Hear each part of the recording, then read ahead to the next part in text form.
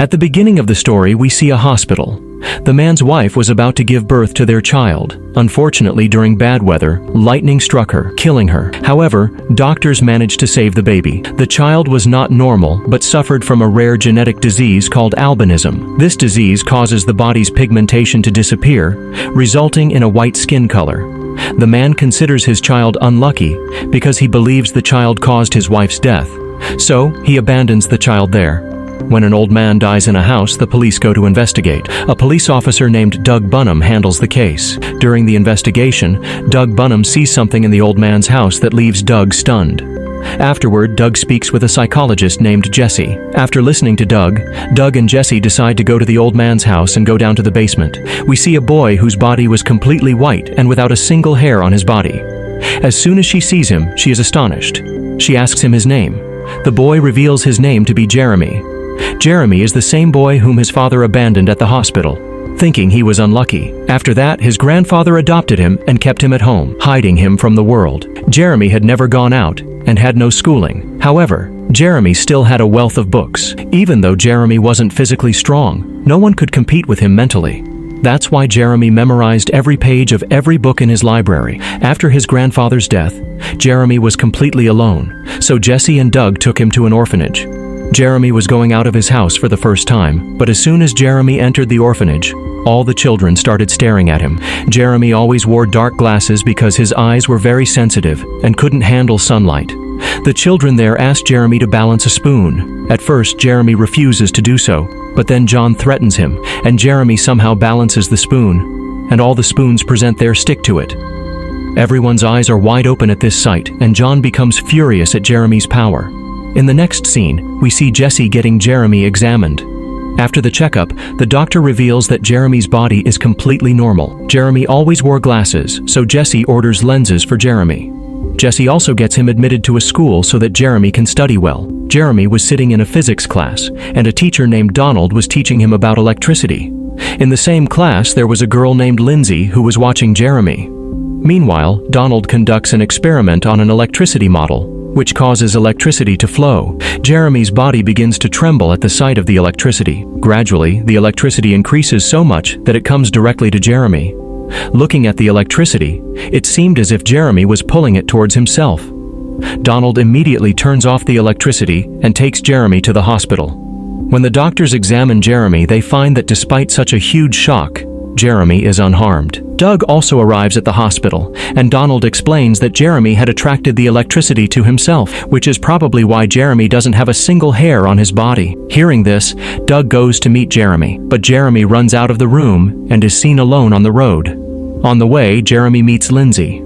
Jeremy asks her for the address of the interstate railway line and sets off alone on the railway track to his home. But then Doug appears and asks Jeremy to come back. Jeremy initially refuses, but after much insistence, he goes with him. They take him to a room where there are many people. There, a man tells Jeremy that his IQ is the highest in the world. Did he learn this from a book or from someone else? Jeremy tells him that he can't go near the radio or TV because it upsets them. Jeremy asks to go back home, but they tell him that his house has been seized by the bank. Hearing this, Jeremy leaves. Afterward, Jeremy's school plans an activity, which also includes the sheriff. But Jeremy is unhappy with this and sits alone. He tells Doug that whenever he sees lightning, he feels it's coming towards him, which is why his mother died from lightning. The next day, Duncan kills a deer and refuses to tell anyone. Jeremy was also present and is deeply saddened by the sight of the dead deer. Jeremy places one hand on the deer and the other holds Duncan, causing Duncan immense pain. Seeing this, the sheriff asks Jeremy why he did all this. Jeremy explains that what he did made him feel the same way. Jeremy says, "You're our friend. You can tell us everything." Jeremy angrily leaves. On the other side, we see Doug's sick wife. The doctor tells Doug that his wife has been enduring this pain for so long, there must be something holding her back. Afterward, Doug goes to ask Duncan about the past incident, asking what Jeremy did to him. Duncan explains that when Jeremy held his hand, he could feel the deer's every gasping breath. He was in immense pain at that time. Hearing this, Doug takes Jeremy to his wife so that he can tell her something about his wife. When Jeremy touches Doug's wife and tells her everything that's going on in her mind, Jeremy says that she wants him to forgive his son and that she wants to wear her wedding ring, which he lost many years ago. After hearing this, Doug puts the ring on his wife, but then his wife dies. After hearing about his mother's death, her son comes to visit, and Doug embraces his son. Jeremy witnesses all this and becomes emotional and starts crying. In the next scene, we see Jeremy. Jeremy and Lindsay are seen sitting in a park. They share everyone's thoughts. Jeremy explains that everyone here thinks they are different, but that's not true. They are connected to everything. However, Lindsay doesn't understand this at all. Then Jeremy and Lindsay hold hands, and Lindsay relives Jeremy's entire story, from beginning to end, about how his father left him alone. Jeremy remembers everything that had happened to him, and realizing this, Jeremy becomes very sad and releases his hand from Lindsay's. Jeremy asks Lindsay if she feels bad about him. Lindsay replies, "Of all the people I've ever met, I like you the most." Lindsay says, "I love you the most." Lindsay moves closer to Jeremy and kisses him on the lips. Her father sees them kissing, comes over, starts hitting Jeremy, and tells him to keep his distance. Meanwhile, Jesse arrives and saves Jeremy from Lindsay's father. Jeremy was very sad after this incident, so he took all his belongings and tried to go home, but he couldn't. In the next scene, we see Jesse in the gents' bathroom. Jeremy used to spend most of his time there. There he sees a boy with beautiful hair and fantasizes about having such hair. But due to his powers, this wasn't possible. John spots Jeremy and starts teasing him. To tease Jeremy, John snatches his hat and puts it on his own head. John then tells Jeremy, "If you're really a man, snatch this hat from me." As Jeremy reaches out to take his hat back, John grabs his hand.